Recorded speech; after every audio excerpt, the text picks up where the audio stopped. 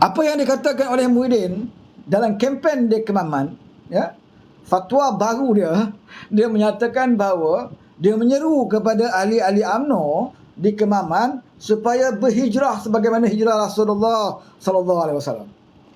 Penghijrahan daripada Barisan Nasional, pergilah kepada kami Perikatan Nasional.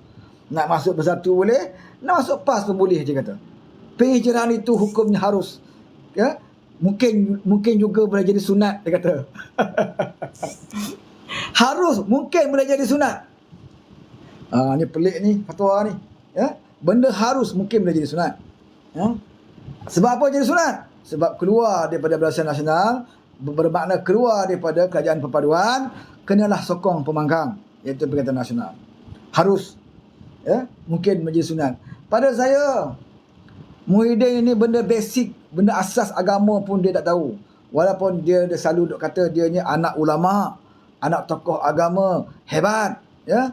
Waktu dia jadi Perdana Menteri dulu, setiap hari baca doa dalam bahasa Melayu, ya.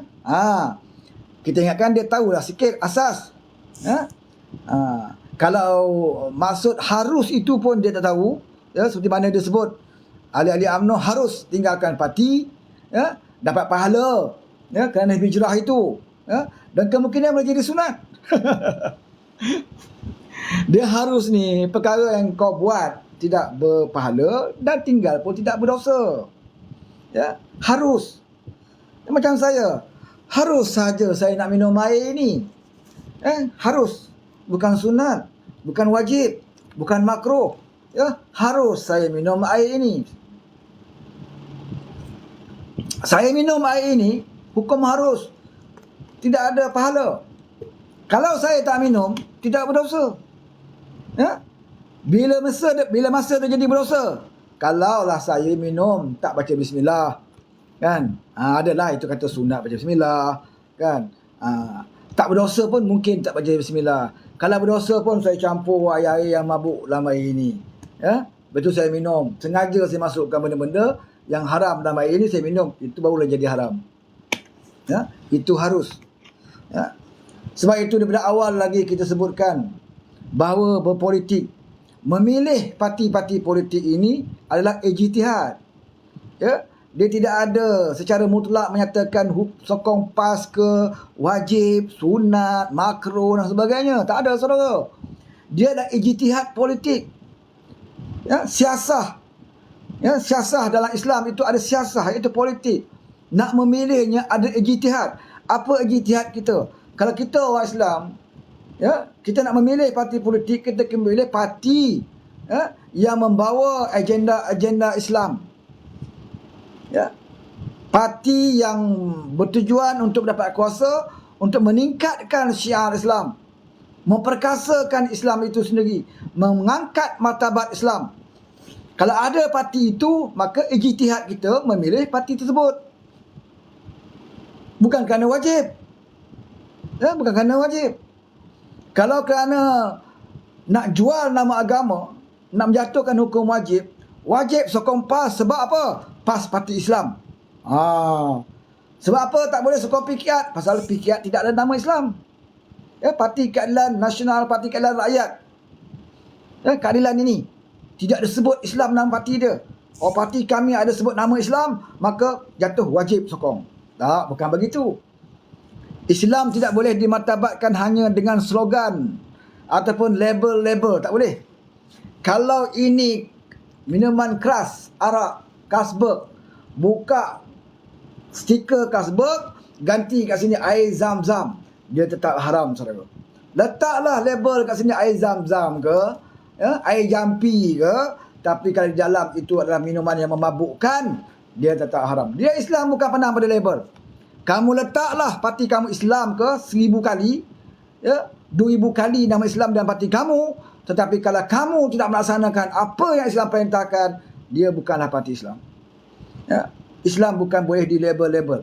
Islam adalah penghayatan, usaha bagaimana kita nak buat mengangkat martabat Islam, yang selalu disebut oleh Datuk Seri Anwar Ibrahim, ya. Islam itu apa dia? Islah mastata' tu, iaitu melakukan perubahan sedaya upaya. Kalau sekadar melakukan perubahan tak cukup. Sekadar melakukan perubahan tidak cukup.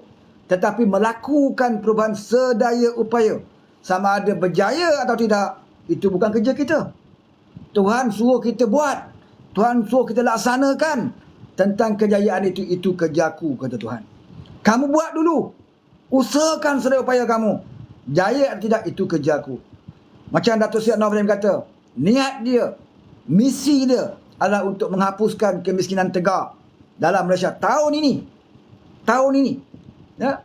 Itu yang dia buat semampu sedaya upaya dia. Keluarkan peruntukan, buat program-program jana, program-program ya, untuk menghapuskan kemiskinan tegar. Sama ada berjaya atau tidak, itu bukan kerja dia. Itu bukan kerja dia, itu Allah akan menentukan apakah usaha kita berjaya atau tidak. Dan inilah yang dilakukan oleh Datuk Seri Anwar Ibrahim. Kita nampak usaha yang dia buat. Oh, banyak peruntukan yang disalurkan untuk program membasmi kemiskinan tegar ini. Dia telah berusaha, saudara. Soal berjaya atau tidak terserah kepada Allah SWT. Seperti mana yang diumumkan, bahawa program ya, menghapuskan kemiskinan tegar itu nampak perubahan dia. Nampak dah sikit perubahan di mana kita dapat mengurangkan kemiskinan tegar ini. Kalaulah tidak terkurang, mungkin ada beberapa masalah yang lain, teknikal dan sebagainya. Mungkin juga disebabkan oleh orang faktor malas dan sebagainya. Itu tidak kita nafikan. Ya, kita tak boleh nafikan bahawa ada orang miskin yang malas. Ya, yang senantiasa mengharapkan menganga mulut saja untuk disuap. Ya, mereka tidak mahu usaha atas apa program yang kerajaan sediakan. Itu bukan salah kerajaan lagi. Itu adalah salah kita sendiri. Ya, orang nak bantu kita supaya kita terkeluar daripada kemiskinan tegar, tetapi kita malas. Bila malas, jangan salahkan sesiapa. Ya, orang malas kena salahkan diri sendiri. Tetapi tidak semua malas. Ada juga yang tidak terhad, tak mampu. Dia miskin tegar. Ada program-program yang disediakan oleh kerajaan, dia tidak mampu. Mungkin dia terlantar, dia sakit, tak boleh apa-apa. Di sini adalah pendekatan kerajaan berbeza. Ya, bantu dia mungkin dari segi cash ataupun suntikan keuangan yang perlu diberikan kepada orang seperti ini. Sebab dia miskin tegar tapi dia tidak mampu bekerja. Dia miskin tegar, dia rajin sebenarnya. Ya, tapi dia tidak boleh, dia tidak keupayaan.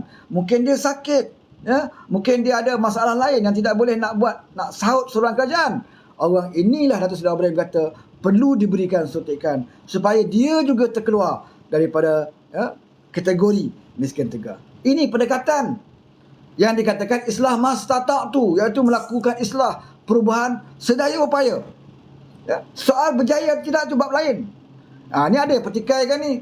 Ya, nak habis tahun dah ni. Apakah kemiskinan tegar telah berjaya? Ni pembangkang punya modal.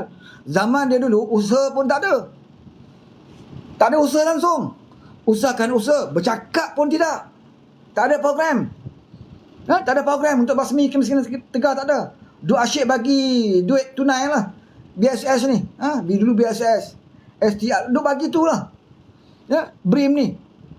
Sebab bila kita nak suap kat mulut orang ikan di bawah kerajaan Malaysia Madani, pendekatan Anwar Ibrahim bukan memberi ikan kepada kamu, tetapi dia bagi joran kepada kamu.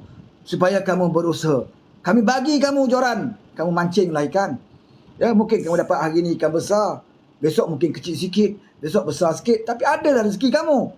Daripada kerajaan memberi ikan setiap hari kepada kamu, ya, akhirnya kamu tidak lagi mampu bekerja. Akhirnya kamu hanya mengharapkan kepada kerajaan semata-mata. Ya, ini pun tidak digalakkan dalam Islam. Islam tidak menggalakkan kita yang meletakkan diri kita orang yang sentiasa memohon sedekah. Ya, itu Islam kata orang yang memberi itu lebih baik daripada orang menerima. Bermaksud orang minta sedekah ini tidak dipandang mulia di dalam Islam. Ya, walaupun minta sedekah itu bukannya haram hukum dia, tetapi Islam, ya, Islam tidak menggalakkan. Bahkan Islam membenci kepada orang yang hanya pandai meminta-minta tetapi takut ataupun tidak mahu ataupun malas nak berusaha. Ya, jadi ini yang dia cuba dibawa oleh Malaysia Madani. Ya, jadi dalam pengertian apa yang disebut oleh Muhyiddin bahawa orang UMNO harus keluar berhijrah masuk kepada kami, itu adalah songsang. Ya, hijrah yang dibawa oleh Rasulullah SAW itu adalah hijrah daripada benda yang tidak baik kepada benda yang lebih baik.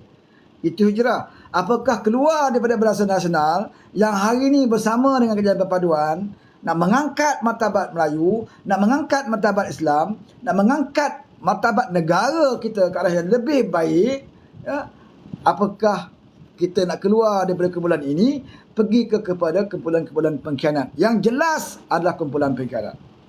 Siapa boleh nafikan Muhyiddin pengkhianat? Semua orang tahu dia pengkhianat. Siapa boleh nafikan Azmin Semburit itu pengkhianat? Semua orang tahu dia pengkhianat. Ya? Siapa boleh nafikan kerajaan PAS juga bersekongkol dengan mereka-mereka ini, ya, untuk menampas mandat rakyat dulu? Itu satu kerja pengkhianatan. Ya? Semua orang tahu. Jadi buat apa kita nak meletakkan diri kita yang berada di bawah kerajaan yang mendapat mandat rakyat ini, kerajaan yang disokong oleh majoriti rakyat, kerajaan yang disokong oleh Majlis Raja-Raja, kerajaan yang ditiraf oleh Kebawah Duli Bang Mulia Yang di-Pertuan Agong, ya, kenapa kita nak letak diri kita menjadi, ya, sebahagian daripada orang yang nak menyokong kembali kumpulan pengkhianat? Tak masuk akal, saudara. Ya? Jadi Muhyiddin cuba nak menipu para pengundi di Terengganu, ya, terutamanya di Kemaman, supaya mereka melakukan hijrah seperti mana Nabi melakukan hijrah. Ya? Dia maksud penghijrahan itu pun dia tak faham. Ya? Dia mengharapkan supaya pengundi-pengundi supaya menjadi otaknya beku, supaya mudah dia tipu. Ya? Itu bab Muhyiddin. Banyak lagi nanti tu. Ya, dia akan ceramah. Tak tahulah lagi apa hukum yang keluar lepas ini. Ya? Okey, Cikgu Bat. Cikgu Bat pula dah ni. Cikgu Bat. Cikgu Bat. Ya? Cikgu Bat dalam ceramahnya juga membawakan satu cerita, konon-kononnya negara kita ini kalau benarkan, ya, kerajaan yang ada hari ini, tidak mustahil kata satu hari nanti laki suami isteri akan menjadi imam solat bermana, ya, seperti mana yang disokong oleh kumpulan Sister in Islam katanya. Mana liberal, terlalu liberal Islam ini. Satu hari jangan terperanjat kalau perempuan jadi imam.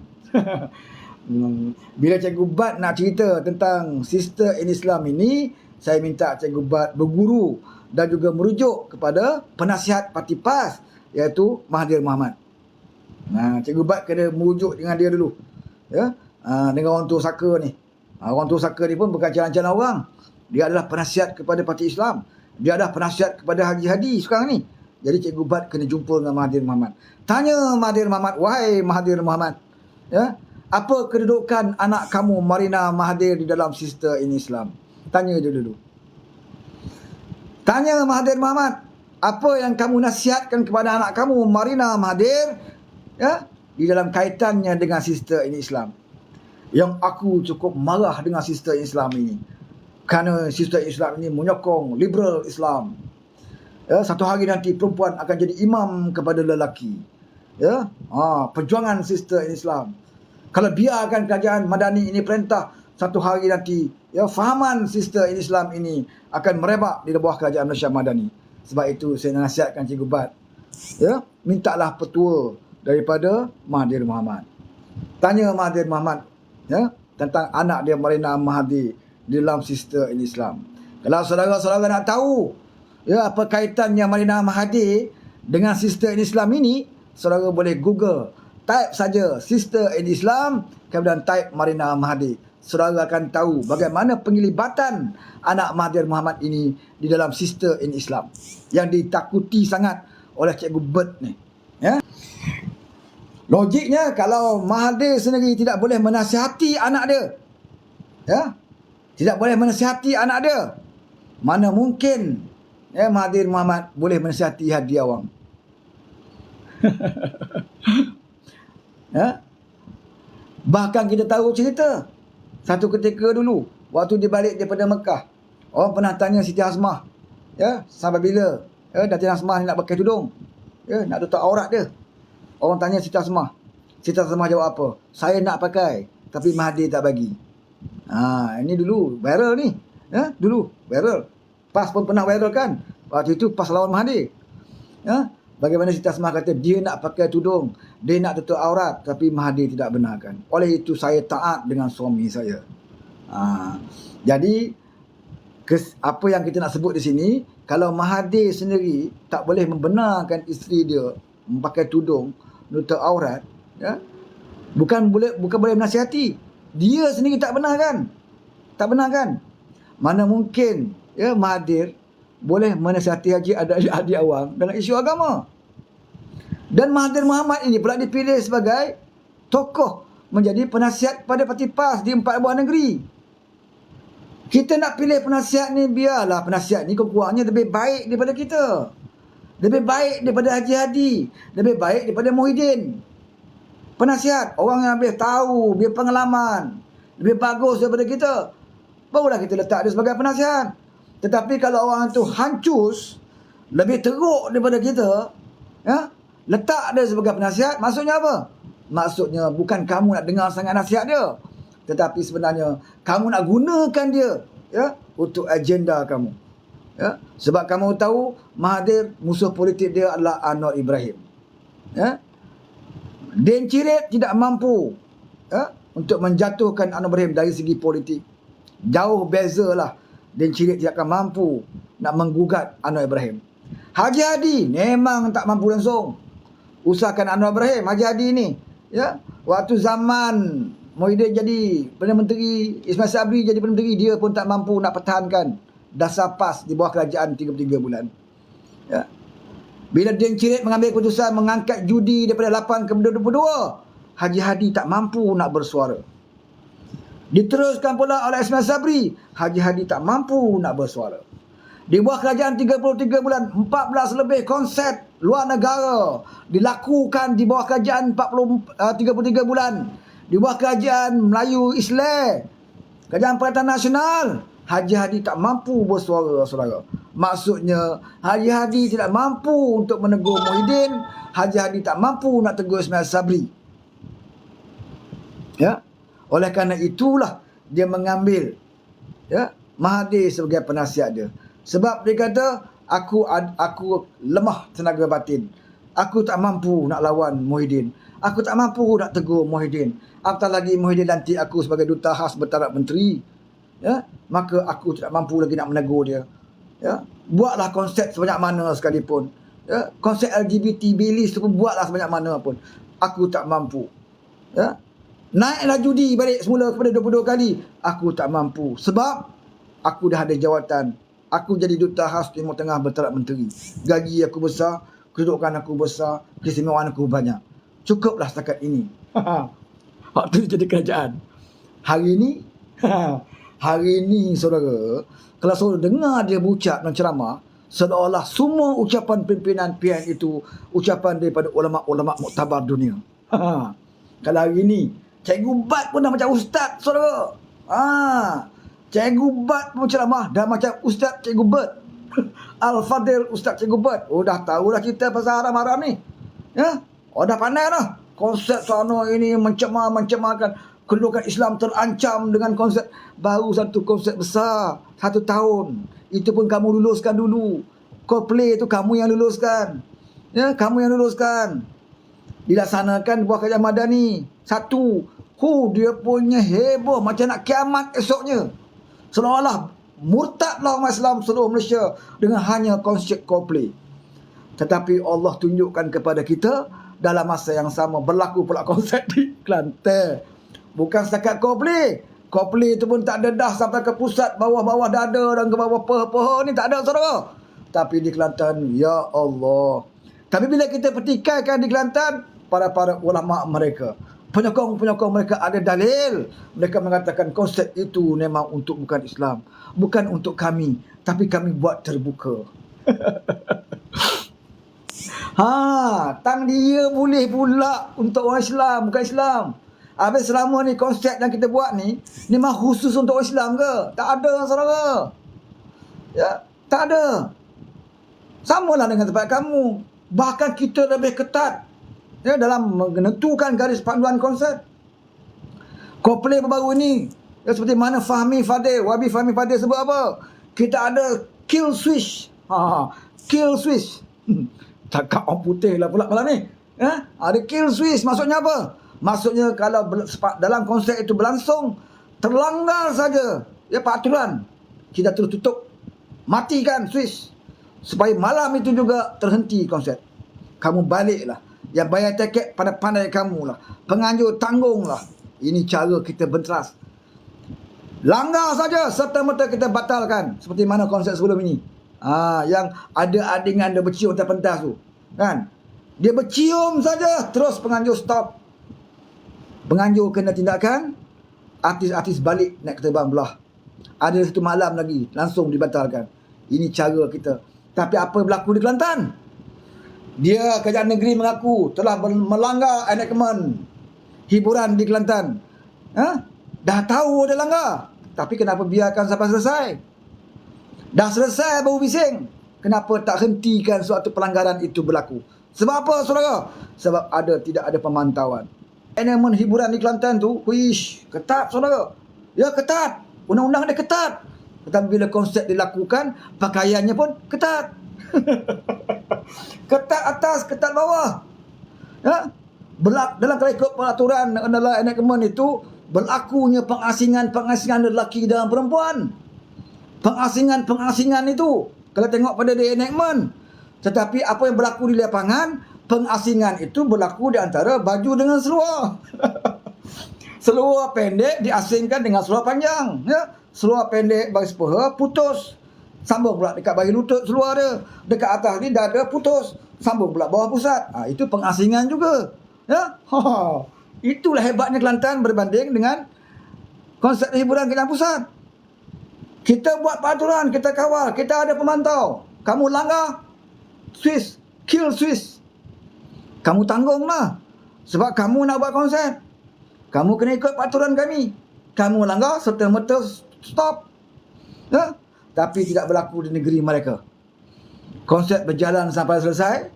Dah selesai barulah keluar langsung khabar melanggar enactment. Kami sebenarnya tidak izinkan. Hiburan dah berlangsung. Pak Lebay dah menikmatinya dengan sepenuh hati. Mereka kata, konsep ini bukan orang Islam hadir. Tak ada orang Islam hadir. Apa buktinya tidak ada orang Islam hadir? Kalau kita tengok rela-rela tu, tak ada rupa orang Cina pun. Nak kata orang Siam, ramailah orang Siam macam Melayu pun. Isunya, saudara, bukan isu Islam hadir atau tidak. Isunya peraturan-peraturan itu, garis panduan itu dipatuhi atau tidak. Bukan isu siapa datang, siapa tak datang. Bukan isu orang Islam datang atau bukan Islam datang. Isunya peraturan itu telah dilanggar. Kenapa kamu tidak sekat? Kenapa kamu tidak hentikan? Kenapa kamu biarkan sehingga selesai konsep? Ini isu dia.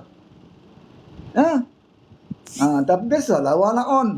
Bila dia nak pertahankan satu benda, dia akan cari dalil semacam-macam dalil.